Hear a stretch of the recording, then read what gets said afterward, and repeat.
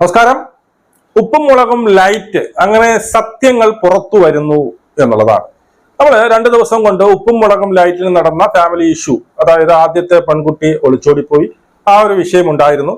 അതിനുശേഷം 2 ദിവസം മുമ്പ് ഇളയ പെൺകുട്ടി കൊച്ചുവ നന്ദന എന്ന് പറയുന്ന പെൺകുട്ടിയും കല്യാണം ഉറപ്പിച്ചിരുന്ന പയ്യനുമായിട്ട് എന്തായി 2 മാസം കൂടി ഉണ്ടായിരുന്നു കല്യാണത്തിന്. അവിടെ നിന്നും എന്ത് ചെയ്തു, ഒളിച്ചോടിപ്പോയി. ഇതിനകത്ത് കുറെ കാര്യങ്ങൾ വന്നിട്ടുണ്ട്.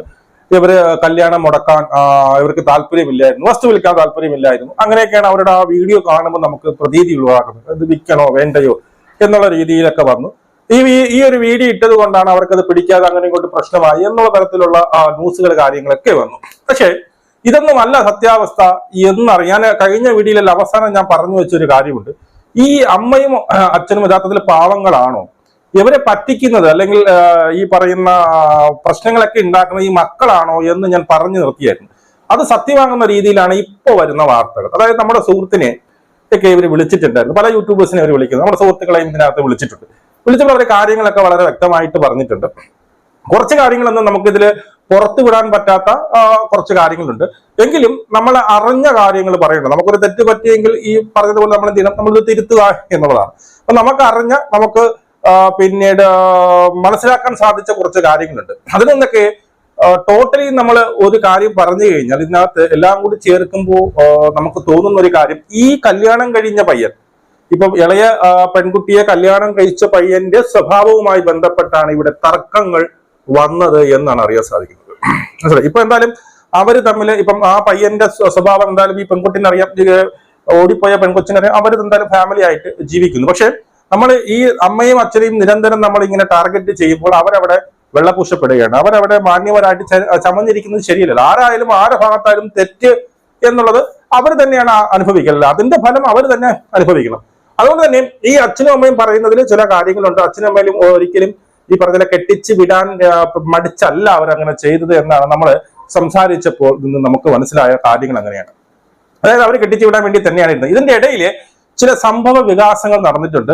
അതുമായി ബന്ധപ്പെട്ട് ഇവരെന്ത് പറഞ്ഞു, ഈ കെട്ടിച്ചു വിടാൻ ശരിയാവത്തില്ല, എന്റെ മകളുടെ ഭാവിയാണ്, ആ ഭാവി നഷ്ടപ്പെടുത്താൻ അല്ലെങ്കിൽ ഒരു ദുരിതത്തിലേക്ക് പറഞ്ഞു വിടാൻ അവർക്ക് ആഗ്രഹം. എല്ലാവരും അച്ഛനും അമ്മമാരും പറയുന്നത് പോലെ ആ മകളെ ഈ പറയുന്ന കെട്ടാൻ പോകുന്ന പയ്യന്റെ സ്വഭാവത്തിൽ ചെറിയ പ്രശ്നങ്ങൾ ഉണ്ട് കണ്ട് എന്ന് തോന്നിക്കഴിഞ്ഞു കഴിഞ്ഞാൽ എന്ത് ചെയ്യും, ഈ പറഞ്ഞതുപോലെ എല്ലാ അച്ഛനമ്മമാരും പറയും പോലെ വേണ്ട, ഈ കല്യാണം വേണ്ട എന്ന് അവരുടെ അടുത്ത് പറയും. പക്ഷെ ഈ ഒരു 5-6 മാസത്തിനിടയ്ക്ക് ഇവർ തമ്മിലുള്ള മാനസികമായിട്ടുള്ള ഒരു അടുപ്പം, അതായത് ഈ നന്ദനയും ഈ ഇപ്പം കല്യാണം കഴിഞ്ഞ പയ്യനുമായിട്ടുള്ള മാനസിക അടുപ്പം അത്രയ്ക്ക് വലുതായിരുന്നു. ഇവർ പറഞ്ഞിട്ട് കേട്ടില്ല, ഇവർ അടിയൊക്കെ പറ്റിച്ചു എന്നൊക്കെയാണ് അറിയാൻ സാധിക്കും. ഇപ്പൊ ഇളയ മക്കൾക്ക് അടിയവരെ പറ്റിച്ചിട്ടും പറഞ്ഞ് മനസ്സിലാക്കാൻ ശ്രമിച്ചു. പക്ഷെ ഇവർ ഒറ്റക്കാലിൽ എനിക്ക് അവനെ തന്നെ മതി എന്നുള്ള രീതിയിൽ ഒറ്റക്കാലിൽ നിൽക്കുകയും അവന്റെ കൂട്ടത്തിൽ ഇറങ്ങി പോവുകയാണ് ചെയ്തത്. ഇനി എവന്റെ വിഷയം എന്ന് വെച്ചാൽ ഇവരെ ഇതിനിടയ്ക്ക് പിന്നീട് കേസൊക്കെ കൊണ്ട് കൊടുത്തിട്ടുണ്ട്. ഈ 2 കൂട്ടരെയും വിളിച്ചു നിർത്തിയിട്ട് നിങ്ങൾ തമ്മിൽ അങ്ങോട്ടും ഇങ്ങോട്ടും, നമ്മളും അവരെ പറ്റി ഒന്നും പറയത്തില്ല, ഇവരും ഇവരെ പറ്റി വീഡിയോ ഇട്ട് ഒരു വകയും പറയത്തില്ല, അങ്ങനെയൊക്കെ ഒരു എന്താ പറയുക, അങ്ങനെയൊക്കെ എഴുതി വെച്ചു എന്നൊക്കെ പറയുന്നത്. അതുകൊണ്ടാണ്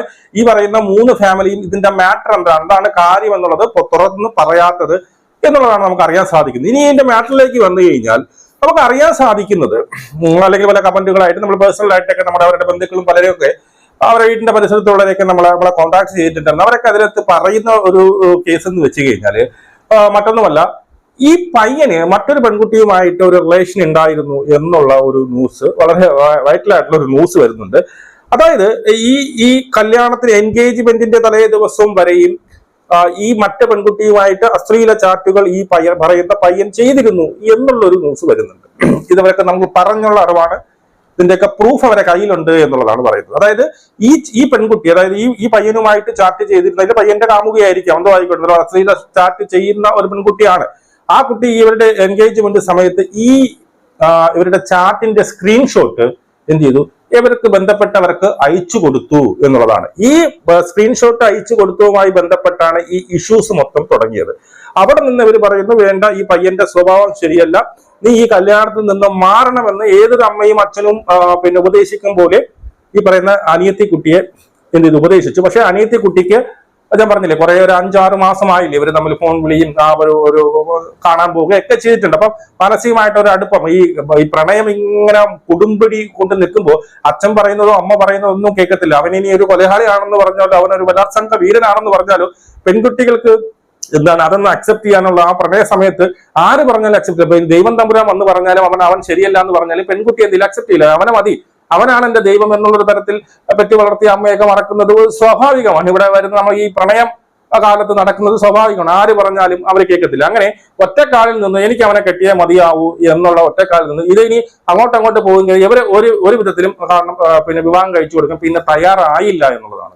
കാരണം ഇങ്ങനെ ഒരു സ്വഭാവ വൈകല്യമുള്ള ഒരു പെൺകുട്ടിയെ എന്റെ മകളൊക്കെ കെട്ടിച്ചു കൊടുത്ത സ്വഭാവ വൈകല്യമുള്ള പയ്യനെ എന്റെ മകളെ കെട്ടിച്ചു കൊടുത്തു കഴിഞ്ഞാൽ അവളുടെ ഭാവി എന്താവും എന്ന് സ്വാഭാവികമായിട്ടും ഒരു അച്ഛനും അമ്മയും എന്നുള്ള നിലയിൽ അവർ ചിന്തിച്ചു. അതുകൊണ്ട് തന്നെ അവര് നഖശികാന്തം ഇതിനെ എതിർത്തു. പക്ഷെ ഈ പെൺകുട്ടി നന്ദന എന്ന് പറയുന്ന പെൺകുട്ടിക്ക് ഒറ്റക്കാലിൽ നിൽക്കരുത്, എനിക്ക് അവനെ തന്നെ കെട്ടണം എന്നുള്ള രീതിയിൽ നിൽക്കുകയും ഇവർ തമ്മിൽ സംസാരിച്ച് നന്ദനയ്ക്ക് ഇതൊന്നും വിഷയം ഇതൊക്കെ കള്ളക്കഥയാണെന്നോ അങ്ങനെയൊക്കെ നന്ദന പറഞ്ഞു. പക്ഷെ ഇവരെ അതിന്റെ സ്ക്രീൻഷോട്ട് ഉണ്ട് എന്നുള്ളതാണ് പറയുന്നത്.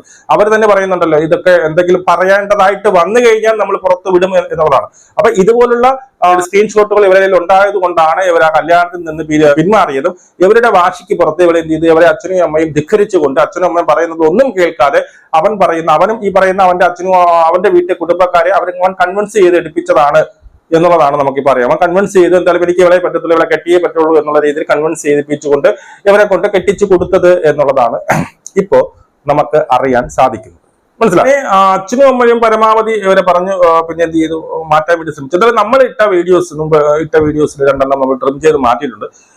കാരണം കള്ളൻ നമ്മൾ പറഞ്ഞിട്ട് നമ്മളൊരു സത്യാവസ്ഥ നമ്മൾ അറിഞ്ഞ സ്ഥിതിക്ക് നമ്മൾ അപ്പോഴേ അവരെ ബ്ലെയിം ചെയ്തിട്ട് കാര്യമില്ല. അവരുടെ ഭാഗത്ത് കുറെ തെറ്റുകളും കാര്യങ്ങളൊക്കെ ഉണ്ട്, ഇല്ലെന്ന് ഞാൻ പറയുന്നില്ല. കാരണം ഈ പെൺകുട്ടി ഇങ്ങനെ വിചാരിക്കാൻ കാരണം ഇപ്പോഴും സ്റ്റിൽ ബിലീവ് ദാറ്റ് എന്ന് പറയുമ്പോൾ ഈ പെൺകുട്ടി അതായത് ഈ 10-19 വയസ്സേ ഉള്ളൂ. ഈ 19 വയസ്സിന് മുമ്പ് ഈ അമ്മയും അച്ഛനും ഇത് കാണുന്നുണ്ടെങ്കിൽ നിങ്ങൾ മനസ്സിലാക്കേണ്ട ഒരു കേസ്, ഈ ഒരു 19 വയസ്സെത്തുന്നതിന് മുമ്പ് ഈ പെൺകുട്ടിയുടെ മനസ്സിലേക്ക് വിവാഹം ഈ പ്രേമം അങ്ങനെയുള്ള കാര്യങ്ങൾ നമ്മൾ ഇട്ട് കൊടുത്തു കഴിഞ്ഞാല് ഇവർക്കൊന്നും ഒരു പക്വതയില്ലെന്ന്. ഇവരൊന്നും ഈ നമുക്കറിയാലോ ഈ ടീനേജ് പിള്ളേർക്ക് ഒരു പ്രേമം എന്തെങ്കിലും ഒരു റിലേഷൻ വന്നു കഴിഞ്ഞാൽ പിന്നെ അവർ മതി. അവർ എത്ര ഗുണ്ടായിക്കോട്ടെ എത്ര വൃത്തികെട്ടനായിക്കോട്ടെ പിന്നെ അവർ മതി. അവനാണ് ദൈവം എന്നുള്ളതാണ്. ഇത് കുറച്ചു കാലം കഴിഞ്ഞാലേ ഇവർക്ക് ഇതിന്റെ സത്യാവസ്ഥയും ഈ ഈ പ്രശ്നങ്ങളും കാര്യങ്ങളൊക്കെ അറിയുള്ളൂ. അതുകൊണ്ട് തന്നെ ഒരു പക്വത വേണം. നമ്മുടെ പഠിത്തം എന്ന് പറഞ്ഞാൽ അതിനോടും എനിക്ക് യോജിപ്പില്ല. കാരണം പഠിത്തം അവർക്ക് പഠിക്കാൻ താല്പര്യമില്ലെന്ന് പറഞ്ഞാൽ എല്ലാ കുട്ടികളും അങ്ങനെ തന്നെയാണ്.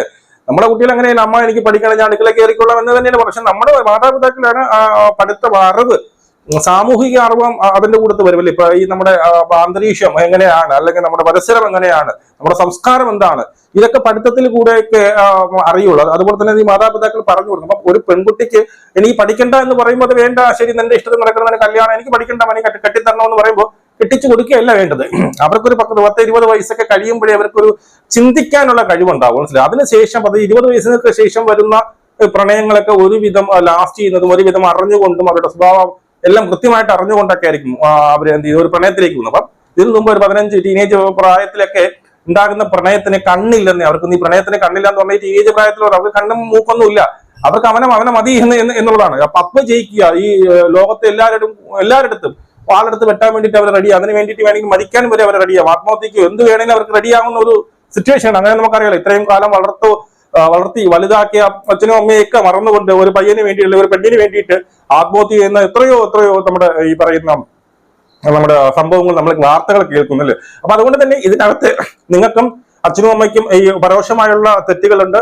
വളർത്തിയിൽ കൊണ്ടുവന്നതിന്റെ ഒരു സംസ്കാരം പറഞ്ഞു കൊടുക്കാനുള്ളതിൽ നിങ്ങൾക്ക് ഒരു ചെറിയ മിസ്റ്റേക്ക് പറ്റിയത് നിങ്ങൾ അക്സെപ്റ്റ് ചെയ്യുക.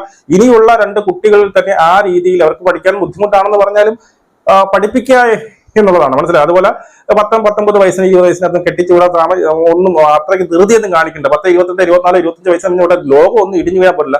അവർക്ക് നല്ലതേ വരുള്ളൂ. അപ്പൊ എന്തായാലും നമ്മുടെ തെറ്റിദ്ധാരണകളൊക്കെ മാറിയിരിക്കുന്നു. അവരുടെ ഭാഗത്ത് ശരികളുണ്ട്. അവരെന്തായാലും ഈ പറഞ്ഞ പോലെ കെട്ടിച്ചു വിടാതെ പൈസകളെല്ലാം മാറ്റി വെച്ച് കാണിച്ച് നടക്കുന്ന ഒരു കുടുംബം വന്നില്ല. അവരെ കെട്ടിച്ചു വിടാൻ വേണ്ടി തന്നെയാണ് ശ്രമിച്ചത്. അവരെ ഈ പറയുന്ന എല്ലാം ബുക്ക് ചെയ്തതും ഒക്കെ പിന്നെ വളരെ ജെന്യൂനായിട്ട് ആത്മാർത്ഥമായിട്ട് മക്കളെ ആർഭാടമായിട്ട് കെട്ടിച്ചു വിടണം എന്നുള്ള രീതിയിൽ തന്നെയാണ് അവര് പിന്നീട് വിചാരിച്ചിരുന്നത്. പക്ഷെ ഇതിന്റെ ഇടയിൽ വന്ന ഈ പയ്യനുമായി ബന്ധപ്പെട്ട ചില വിവരങ്ങൾ അവർക്ക് ദഹിക്കാതെ വന്നു. അത് എന്റെ മകളുടെ ഭാവിക്ക് ദോഷമായി ഫലിക്കും എന്ന് കണ്ട് മാത്രമാണ് അവരങ്ങനെ ഒരു ഡിസിഷൻ എടുത്തത്. നിങ്ങളുടെ അഭിപ്രായങ്ങൾ കമന്റായി രേഖപ്പെടുത്തി നമുക്ക് വീണ്ടും കാണാം. ജയ് ഹിന്ദ്.